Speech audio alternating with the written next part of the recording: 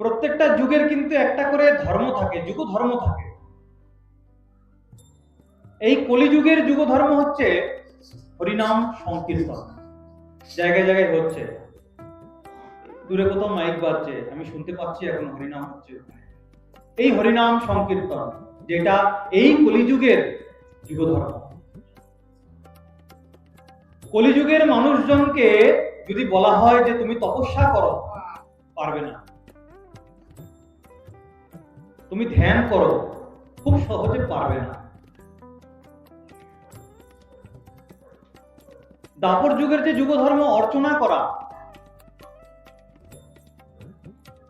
সেই অর্চনা যদি বলা হয়, সামান্য মানুষ বিধি জানে না, তারা পারবে না। যারা গুরুদেবের আশ্রয়ে থেকে বিধি মার্গে রয়েছে, বিধিভাবে জানেন যে ভগবানকে কিভাবে তুলসী দিতে হয়, কিভাবে ফুল অর্পণ করতে হয়, কোন মন্ত্র উচ্চারণ করতে হয়, কিভাবে ভাব প্রকট করতে হয়, গুরু সান্নিধ্যে যারা রয়েছেন তারা জানেন।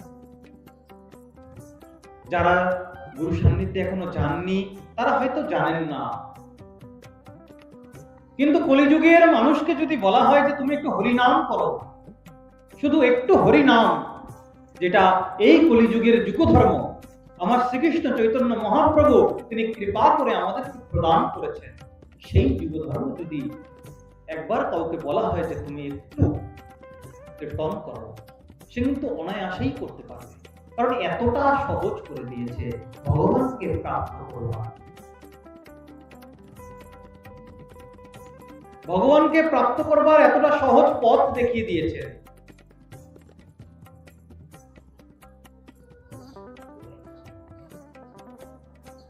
এই ভক্তিযোগ বহু যুগ আগে, বহু সময় আগে ছিল, এখন কালের প্রভাবে আস্তে আস্তে নষ্ট হয়ে যাচ্ছিল। অনর্পিত চরিং চিরাত, বহুদিন আগে প্রভু আমার মহাপ্রভু তিনি দিয়েছিলেন, বহু যুগ পরে প্রভু আবার নিয়ে এলেন। কেন? কারণ নষ্ট হয়ে যাচ্ছিল, তাই নিয়ে এলেন। সেই ভক্তিযোগ নিজে আবির্ভূত হয়ে নিজ ভক্তি যোগ শিক্ষার্থ যোগ আমাদেরকে শেখাবার জন্য সেই পুরাণ পুরুষ, তার নাম শ্রীকৃষ্ণ চৈতন্য মহাপ্রভু, তিনি কৃপার সমুদ্র, তিনার কাছে অগাধ কৃপা রয়েছে। শুধু আমাদেরকে চাইতে জানতে হবে, চাইতেও জানতে হয়। ভগবান যদি আমাদের সামনে এসে উপস্থিত হন, আমাদের সামনে এসে যদি দাঁড়ান, আমরা যদি চাইতে না জানি, আমরা কিন্তু এদিক ওদিককার উল্টো পাল্টা জিনিস চেয়ে ফেলবো, তাতে কিন্তু আমাদের লাভ হবে না কিছুই। তাই চাইতেও জানতে হয়।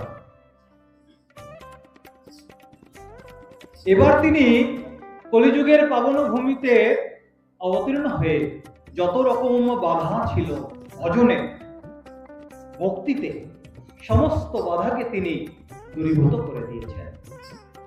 কৃষ্ণ ভজনে সবে অধিকারী, কুলের গৌরব নাই। আমরা মনে করি আমরাই সব পারি, এই একটা গর্ব, এই একটা অহংকার আমাদের হৃদয়ে কিন্তু সদা সর্বদা কালের জন্য বীজ, একটা বীজ, এটা একটা সেটা রোপণ করেই রয়েছে কম বেশি আমরা সবকিছু পারি, আমরাই সর্বে সর্বা যে বিষয়টা, এটা কিন্তু সকলের হৃদয়ে কম বেশি রয়েছেই।